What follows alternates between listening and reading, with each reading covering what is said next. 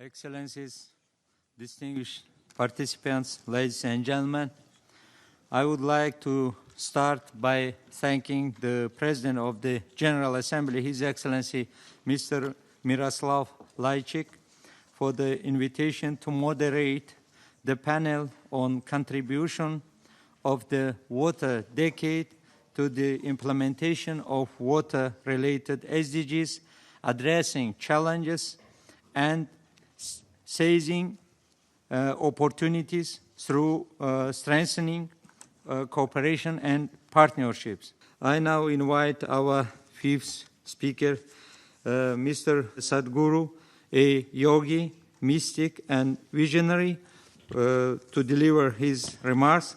Mr. Sadhguru, as one of India's 50 most influential people, established Isha Foundation, a non-profit, volunteer-run organization operating worldwide. Mr. Sadhguru has initiated several projects for social revitalization, education, and environment, through which millions of people have been given the means to overcome poverty, improve their quality of life, and achieve community-based sustainable development.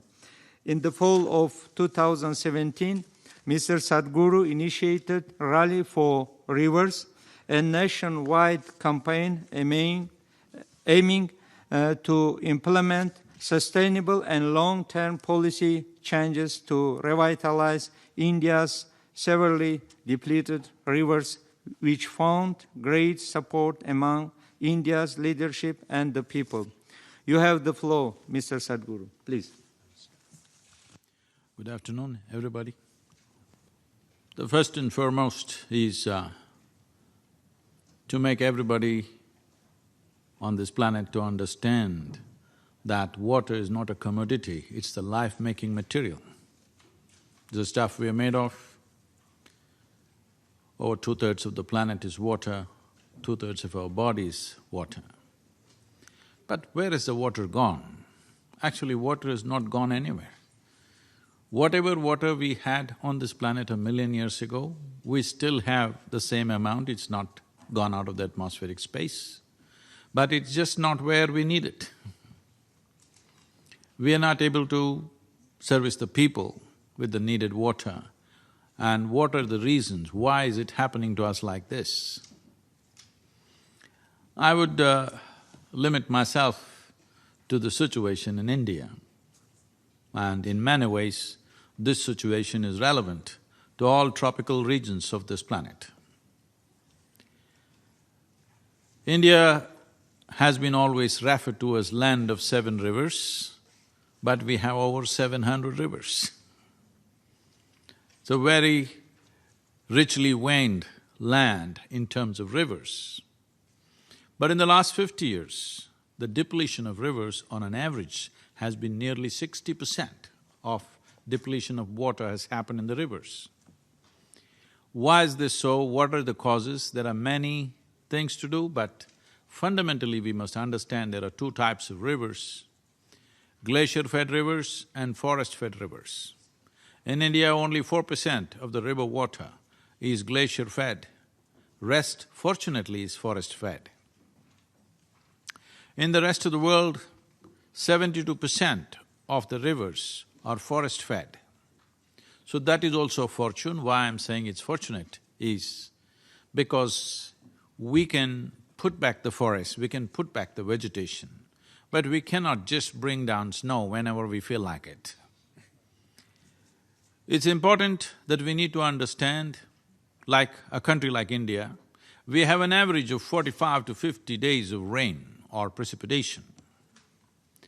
What comes down in 45 days, we are required to hold it in the land for 365 days.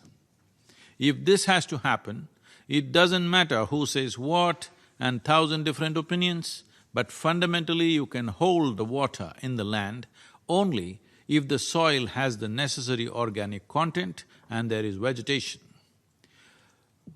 Generally, it is understood that to call soil a soil, a minimum of 2% organic content should be there, but today nearly 25% of India, the organic content is 0.05%. That means we are converting rich soil into sands. That means desertification is happening at a rapid pace. I am not an environmentalist, I am not a scientist, nor am I a policymaker, but my engagement with life around me has been from a very early childhood. My involvement with forests, mountains and rivers has been very active right through my life. And with great concern I've been watching, particularly in the last 25 years, how the rivers that I have known since my childhood, how they have depleted. Particularly in the last 7 years, the depletion is so sharp and alarming that we invested a certain amount of time and effort and energies to study these things and see how to revive this, and made a policy document, a recommendation, policy recommendation, 760-page recommendation to the federal government in India. It is heartening to see that there is a broad understanding about this in state governments and in the central government. When we presented the policy document to the Prime Minister at 6:15 in the evening, last October 2nd, next day morning 11:30 we got a call from the Prime Minister's office saying that they want a soft copy because Prime Minister has formed a special group to look into the policy. So obviously, the enormity and the urgency of what needs to be done is definitely gotten into the minds of policymakers at least in India. I'm sure it is on, with the concern with which everybody is speaking from various nations. This urgency and enormity of the situation has sunk into all of us. So we know what is the problem. We generally know what is the solution. It may be little more specific to each nation and each geographical location, but generally we know what is the solution. Now the problem is implementation, the problem is getting everybody's cooperation, the problem is the size of the solution. How do we put it on the ground? This is a big problem. So one thing is definitely every nation in collaboration should form, because ecology is not something that respects national or political boundaries. Rivers don't have boundaries, whether of states or nations.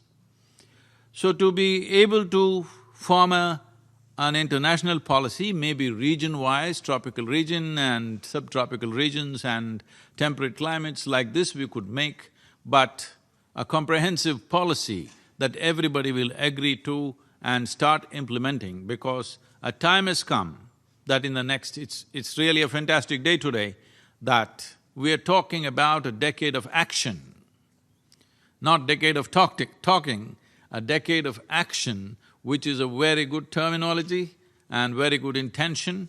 Now we have to get into action. Obviously, United Nations does not have geographical presence, it is the nations on the ground which need to act. So whatever the advisories, whatever the decisions made, must become policies in every nation. There are a variety of situations in this which are culturally linked, and we have to be sensitive to this, otherwise it won't work on the ground. So one thing we're doing in India is, one simple solution we offered is, in the riverine land in India, 25 to 27% is still owned by the government. So we are talking about all the government-owned lands except for allocations for next 50 years of development. Except for that, everything else must be converted into forests. The remaining nearly 70% of the land is farmland. You cannot ask a poor farmer who is fighting for his survival to save the river or ecology or the world. So, we have an economic plan with significant ecological impact, that is, a minimum of 1 kilometer on either side of the river should become tree-based agriculture. We have in small models proven that by moving from crop-based agriculture to tree-based agriculture, the farmer's income can go up anywhere between 3 to 8 times. And this is an economic plan, but significant ecological impact will happen. There are encroachments, there are sand minings, and there are various other things. For all these things, we have a policy recommendation. These recommendations are very implementable and practical, which is relevant to every tropical nation, as I said earlier. But the important thing is we need to understand these are the two types of rivers we have, forest-fed and glacier-fed. Glacier-fed rivers, we just have to look up and pray that something right happens. But forest-fed rivers, we can revive.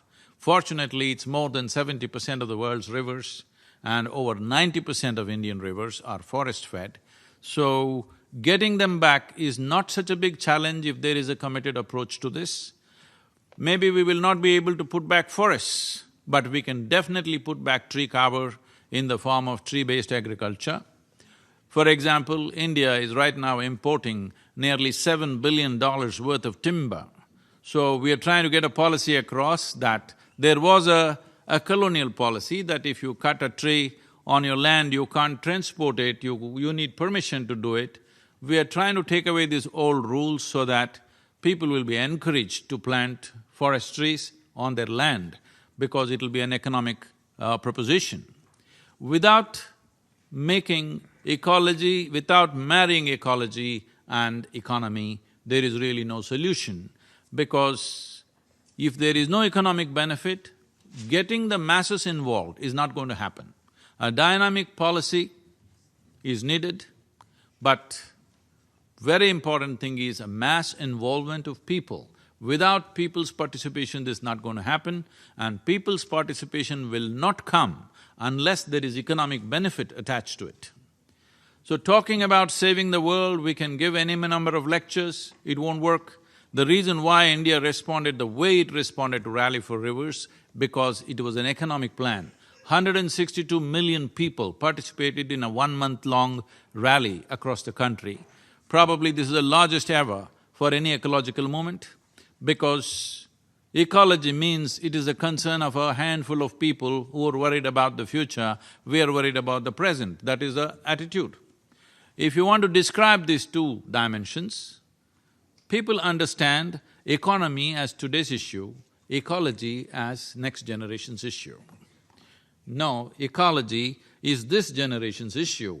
This has to be made an urgent possibility, and whatever we do, unless we make ecology into a lucrative process for the large number of people involved in it, large masses of people will never involve themselves in making this happen.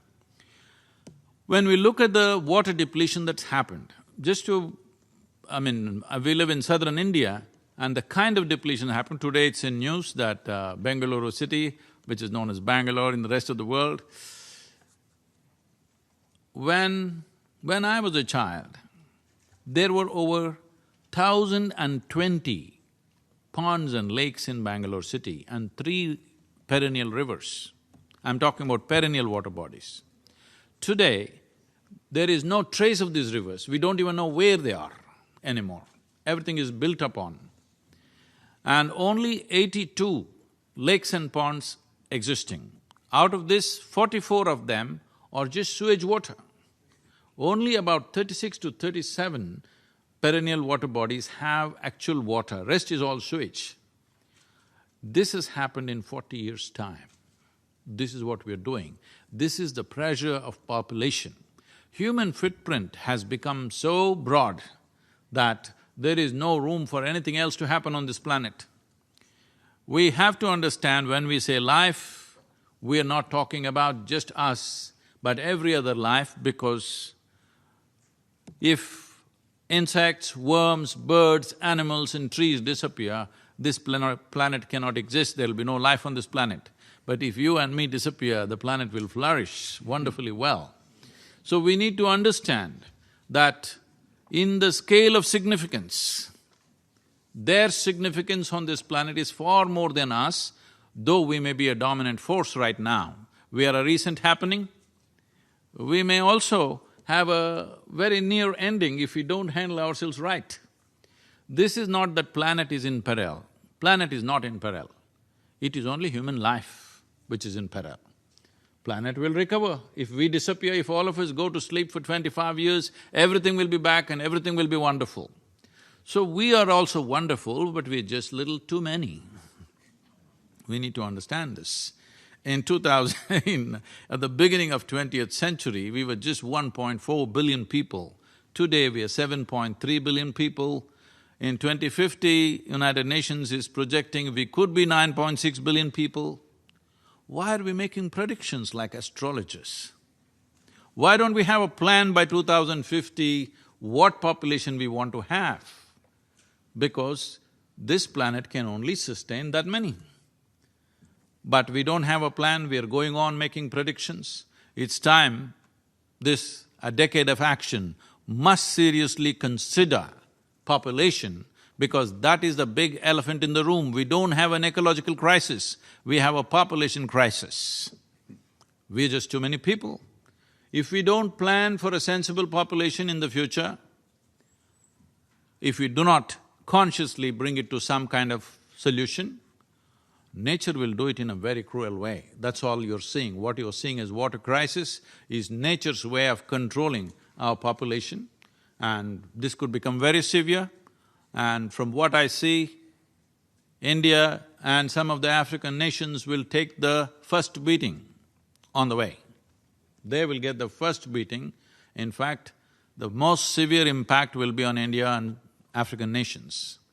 So, this is a very deep concern. This is not like I'm trying to paint a doomsday picture, but if we go on business as usual, we are getting there, there's no question about it.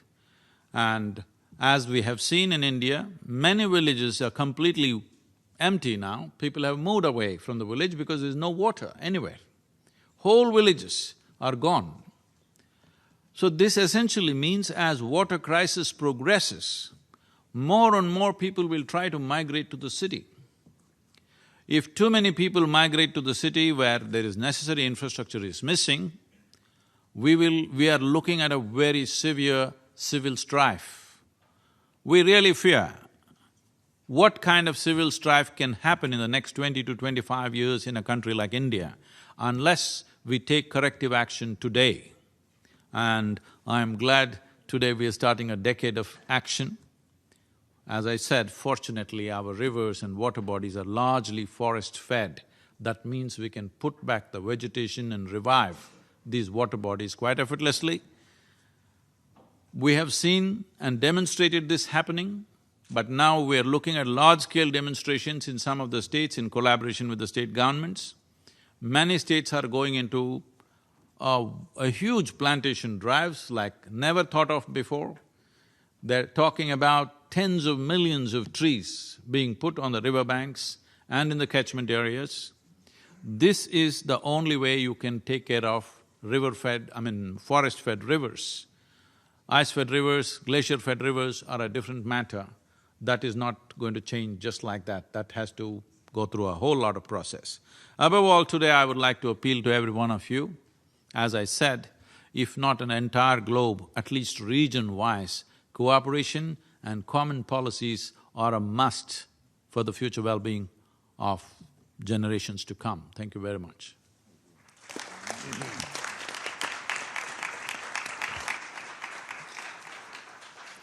I thank Mr. Sadhguru for his very interesting remarks. There is no doubt that your great experience and initiatives will raise awareness across the world regarding deteriorating conditions of rivers and encourage people to take actions. Your remarks have certainly enriched our discussions. Excellencies, dear participants, I now open the floor for comments and questions. First, on my list is Mr. Peter Ng, Chief Executive of Public Utilities Board, Head of the Singapore National Water Agency. Please, the floor is yours. Excellencies, do you agree with me that potable reuse should be made a priority for the world if we are serious about achieving SDG 6. And if you do, then surely the UN has to play a leading role in this. It has to become an advocate for the endless reuse of water. And it has to deploy its influence to encourage and to persuade member countries to adopt the potable reuse of water. As Singapore has considerable experience and expertise in this area, we stand ready to advise and to help. Thank you. I thank Mr. Peter Ng, the distinguished participants. The floor for comments and questions is open. Please, if you want to make any comments, please press your microphones. Excuse me, can I say something? Recycling and reusing water is no more an optional thing, it's something that we have to do because of concentrated populations in cities. But one most important thing which generally not been addressed in most nations is, as we know, over 70% of water consumption is agriculture. In India, it is 84% is agriculture. Shifting from flood irrigation to micro-irrigation would make a huge difference. But micro-irrigation has its problems when land holdings are very small. So aggregating the irrigation process is an important part of this. Only if we do that, water consumption could come down in a way that it's significant and noticeable. Reuse of city water, whatever domestic water we use, is definitely has to be done, there's no question about that. But micro-irrigation, moving into micro-irrigation, aggregating irrigation process is a very important step that nations need to take.